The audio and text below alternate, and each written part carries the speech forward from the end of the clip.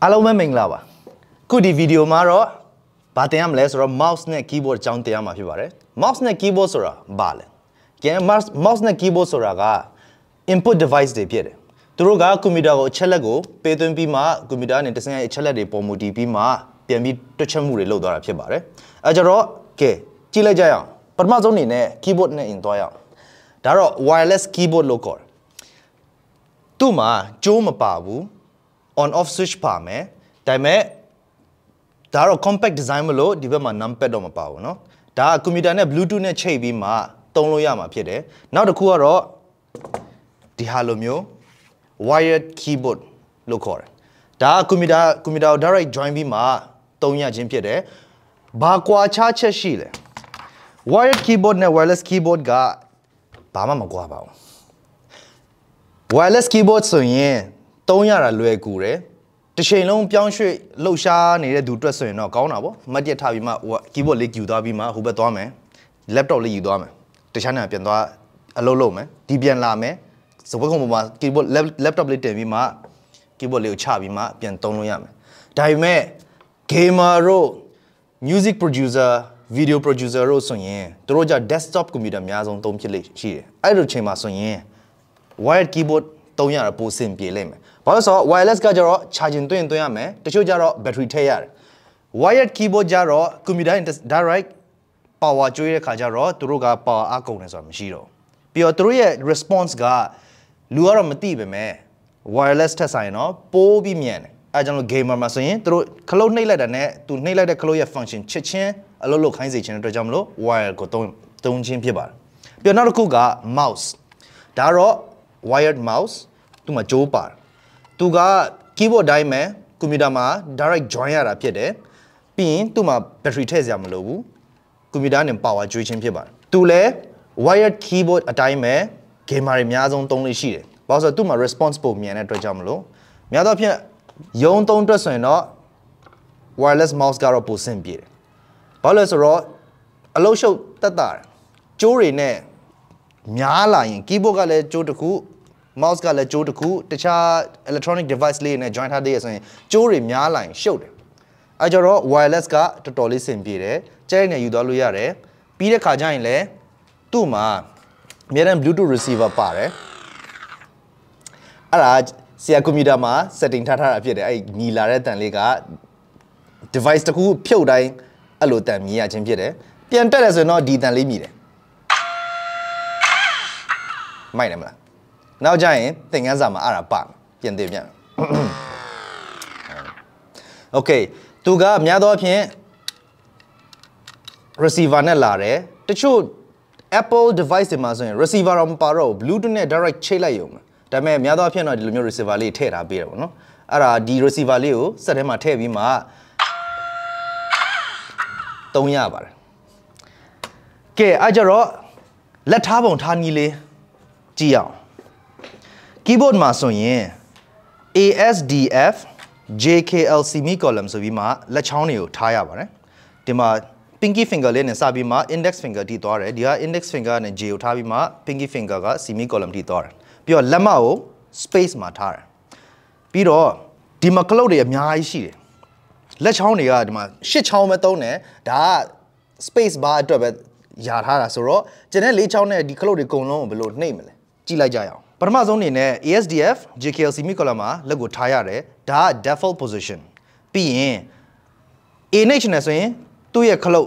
အဲ့ cloud ပေါ်မှာရှိတဲ့လက်ချောင်းလေးကနှိမ့်ရတာပေါ့ပြီးတော့ဒီမှာကြည့်ပါဆိုရင် AQ နဲ့ Z ကတော့တဒန်းတည်းဖြစ်နေတယ် WSX EDC RFV ဒါတွေအကုန်လုံးတဒန်းတည်းဖြစ်တယ်အဲ့ကြတော့ဒီ A နဲ့တဒန်းတည်းဖြစ်တဲ့ဟာကို A ပေါ်မှာတင်ထားတဲ့လက်ချောင်းလေးကနှိမ့်ရမှာဖြစ်တယ်ဥပမာ A ဆိုရင် Q နှိမ့်ချင် Q ဒါလေးနဲ့နှိမ့်မယ် Z ဆိုရင် pinky finger နဲ့နှိမ့်မယ်ပြီးတော့ W က S ပေါ်မှာဆိုတော့ ring finger လေးနဲ့ W လေးကိုနှိမ့်မယ် S X ပြီးတော့ D E C F R V ဒီဘက်လည်းအတိုင်းပဲ J U M K I comma O L full stop semicolon P backslash အဲ့လိုလေးရှိတယ်ဒါနဲ့ G နဲ့ H နဲ့ကကြတော့ဘယ်လိုနှိပ်ရမလဲဘာလို့ဆိုတော့ तू ကဒီ vertical line သူနဲ့ တရမ်းထဲမှာဟုတ်တော့ horizontal ဖြစ်သွားတယ်အဲ့ကြတော့ G ကဘယ်လက်ချောင်းနဲ့နီးဆုံးလဲဆိုတော့ left hand index finger နဲ့နီးတယ်အဲ့ကြတော့ left hand index finger နဲ့ G ကိုနှိပ်မယ် H ကကြတော့ right hand index finger နဲ့နှိပ်မယ်ကဲဟုတ်ပြီအဲ့ဒါ alphabet key တွေကိုလက်ချောင်းနေနဲ့ဘယ်လိုနှိပ်ရလဲဆိုတော့သိပြီဒါပေမဲ့ဒီပေါ်ကတစ်ကနေ3ညအထိကကြတော့ဘယ်လိုနှိပ်မလဲအဲ့ဒါဘယ်လိုနှိပ်လဲဆိုတော့တကယ်တမ်းဆိုရင် QWER နဲ့တူတူပဲ1က pinky finger 2က ring finger 3က middle finger 4က index finger 5လဲ index finger ဘာလို့ဆိုတော့5နဲ့ index finger အနီးဆုံးမလို့6လဲပဲ index finger 7 right index finger 8 right middle finger 9 right ring finger 0 ကြတော့ right pinky finger အဲ့ဒီမှာတချို့တွေကြတော့6ကိုညာဘက်လက်နဲ့သွားနှိပ်လေးရှိကြတယ်အဲ့ဒါဘာမှမဖြစ်ဘူးတကယ်စီမီစီကန်6ကိုဘယ်ဘက်နဲ့နှိပ်ရမယ်ဆိုတော့လည်းမရှိဘူးကိုစင်ပြေတယ်လို့ပေါ့အဓိကကတော့ဒီ alphabet တွေကိုသူ့ရဲ့ဘယ်လက်ချောင်းနဲ့နှိပ်ရမယ်ဆိုတဲ့ဟာလေးကိုအဲ့ဒါတော့လက်နဲ့အကျင့်သားပြအောင်တော့လုပ်ရမယ်ဘာလို့လဲဆိုတော့နောက်တစ်ချိန်ကျရင် typing speed မြန်လာတဲ့ချိန်မှာကိုက y ကိုဒီဘက်ကြီးနဲ့သွားနှိပ်တဲ့ချိန်မှာတအားဝေးတယ် speed typing လုပ်တဲ့ချိန်မှာအချိန်ကြာတယ်ဒါလေးကဥပမာကိုက narration တခုစာရေးနေရရှေ့ကနေလူတယောက်စကားပြောတော့တယ်သူပြောတဲ့ဟာကိုကိုက typing နဲ့ရေးရမယ်ဆိုရင်အဲ့ချိန်မှာ y ကိုသွားနှိပ်တဲ့ချိန်မှာဒီကောင်လေးက millisecond လေးနဲ့အချိန်ပိုကုန်တယ်အဲ့ကြတော့သူ့ဟာနဲ့သူနှိပ်တတ်တယ်သူ့ဟာနဲ့သူနှိပ်ရကိုလက်ကအကျင့်သားရပြီဆိုရင် speed typing word per minute လို့ခေါ်တယ်တစ်မိနစ်မှာစကားလုံးဘယ်နှလုံးရိုက်နိုင်လဲအဲ့ဒါ90 80တွေရောက်လာလိမ့်မယ်ကမ္ဘာပေါ်မှာမြန်ဆုံးက300ကျော်တယ်သူဘယ်လောက်မြန်လဲဆိုရင်သူ့ speed ကလူရိုက်တယ်လူရိုက်တာမဟုတ်ဘူးလို့တော့အဲ့ဒီ application ကပြောတယ်ကွန်ပျူတာရိုက်သွားတာလို့တော့ပြောသွားတယ်အဲ့လောက်ထိတောင်မြန်တယ်ဒါပေမဲ့300လောက်ကြီးဘဲမှသုံးမဝင်ဘူးအဲ့လောက်ကြီးရိုက်နေမဲ့စာဒီ news agency တွေသုံးတဲ့တခြားဒီ keyboard အလုံးကြီးဘူးကြီးခလုတ်ကစုစုပေါင်း10ခုပဲရှိတယ်အဲ့10ခုနဲ့ alphabet အကုန်လုံးပြည့်အောင်ရေးလို့ရတဲ့ဟာလေးရှိတယ်အဲ့နဲ့ပဲသွားကြတော့တယ်အဲ့ကြတော့ keyboard မှာဆိုရင်တော့100ကျော်ပြီဆိုရင်တော်တော်ကြီးကိုကောင်းနေပြီ100ကျော်ဆိုရင်သူများပုံမှန်စကားပြောနေအကုန်လုံးမှီအောင်လိုက်ရေးလို့ရပြီအဲ့ကြတော့ဘယ်သူမဆိုအရင်ဆုံးစတဲ့ခါကျရင်5 word per minute နဲ့စတယ်ဒါပေမဲ့အဲ့ကနေ15လောက်ထိကခဏလေးပဲ typing လေးတင်လိုက်တယ်ဆိုရင်ရမယ် typing နဲ့ပတ်သက်တဲ့ video ကနောက်တဲ့ video မှာလာလိမ့်မယ်ကဲအဲ့ဒါဆိုရင်1 2 3 4 5 6 7 8 9 0ဒါတွေကိုနှိပ်လို့ရပြီဒီဒါတွေကိုကြတော့ number key လို့ခေါ်တယ်ဒါကို alphabet key လို့ခေါ်တယ်ကဲဟုတ်ပြီဒီဘက်ဘေးမှာကြည့်မယ်ဆိုရင်ဒီမှာ escape တို့ tab cap lock တို့ဒါလေးရှိတယ် escape ကကြတော့ program တစ်ခုခု run တဲ့ချိန်မှာကိုကအဲ့ဒါကို cancel လိုက်ချင်တယ်မဟုတ်ရင်လည်း pop up menu လေးပေါ်လာတာတို့ notification လေးပေါ်လာတာတို့ဖုန်းမှာဆိုတော့ကျွန်တော်က swipe ညာဘက်ကို swipe လိုက်တယ်အဲ့ဆို notification ပျောက်သွားတယ်မဟုတ်ရင်လည်း clear all နှိပ်တယ်အဲ့တိုင်းပဲဒီကလည်း escape နှိပ်လိုက်တယ်ဆိုရင် desktop screen မှာပေါ်လာတဲ့ notification လေးတချို့တွေပေါ့အားလုံးတော့မဟုတ်ဘူးတချို့ပျောက်မယ်ပြီးတော့ program ကိုက run ချင်တဲ့ဟာလေးတွေကဲပြန်မ run ချင်ဘူးအမှ mouse ကြီးကင်ပြီးမှချစ်ပြန်သွားနှိပ်ချင်ဘူးဆိုရင် escape လေးနှိပ်လိုက်ရုံပဲ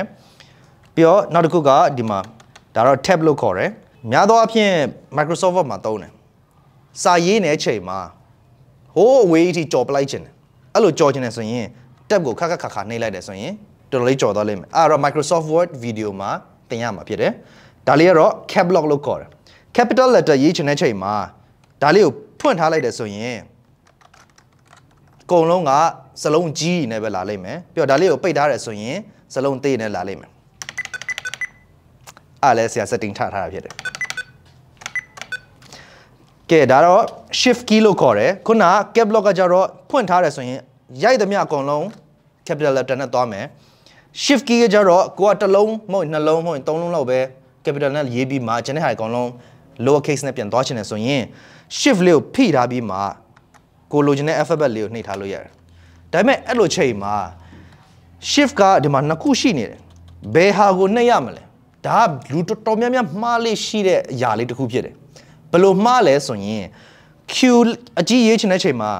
shift နဲ့ Q ကိုနှိပ်shift ကိုနှိပ်ပြီးမှ Q ကိုဒီလိုသွားနှိပ်လေးရှိကြတယ်အဲ့ဒါမှားတယ်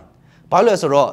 ဘယ်ဘက်လက်နဲ့ alphabet ကိုနှိပ်တယ်ဆိုရင် ညာဘက်လက်က pinky finger နဲ့ shift ကိုနှိပ်ရမှာဖြစ်တယ်ညာဘက်လက်နဲ့ alphabet key ကိုနှိပ်တယ်ဆိုရင်ဘယ်ဘက်လက်နဲ့ shift key ကိုနှိပ်ရမှာဖြစ်တယ်ဒီမှာကြည့်မယ်ဆိုရင် shift ပြီးမှ q လို့သွားမယ် p ကြီးသွားချင်တယ်ဆိုရင်ဒီဘက် shift ပြီးမှဒါနဲ့ p ကိုနှိပ်မှာဖြစ်တယ်အဲ့လို shift key ကိုသုံးရတာဖြစ်တယ်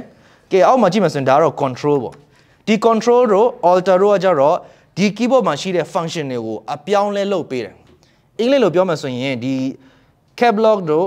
shift control alter တို့ကိုကြတော့ဘယ်လိုခေါ်လဲဆိုရင် modifier key လို့ခေါ်တယ်ဘာလို့ဆိုတော့ modify ဆိုတာအပြောင်းလဲလုပ်ပေးတယ်ဒီမှာသူ့မှာ program ရှိပြီးသား p နဲ့ရင် p ဆိုတဲ့စကားလုံးပေါ်လာရမယ်ဒါပေမဲ့ call shift နဲ့တဲ့ခါကျတော့ p ကြီးပေါ်လာတယ်သူ့ရဲ့မူရင်း program လုပ်ထားတဲ့ p အသေးပေါ်ရမယ့်ဟာအကြီးဖြစ်သွားတယ်ပြောင်းလဲစေတယ်အဲကြတော့ဒါလေးကိုပြောင်းလဲစေတဲ့ key တွေ modifier key လို့ခေါ်တယ်အဲကြ control alter ဥမာ control ကကြတော့သူ့ရဲ့ shortcut ကဘာလဲဆိုရင်လူတကာသိနေဟာပဲ control c control v copy paste အကုန်လုံးအပြင်းထူတဲ့လူတွေပဲအကုန်လုံးဒါသုံးနေကြရပဲ mouse နဲ့ select လုပ်မယ်မဟုတ်ရင်လည်းအကုန်လုံးစဆုံးပြန်ရေးမယ်မရှိဘူး select လုပ် control c နှိပ်နောက်တစ်နေရာသွားပြီး control v ပြန်နှိပ်ပြီး paste လိုက်တယ်ဒါလည်းမသိသေးဘူးဆိုရင်တော့တော်တော်လေးကိုနီးပညာပိုင်းသင်ယူစရာရှိသေးတယ်ဒီ control v control c control v လည်း Microsoft မှာသင်ပေးမှာဖြစ်ပါတယ်အားကြောင့်နောက်ထပ်ဗီဒီယိုမှာပြန်ကြည့်ကြပါဦးနော်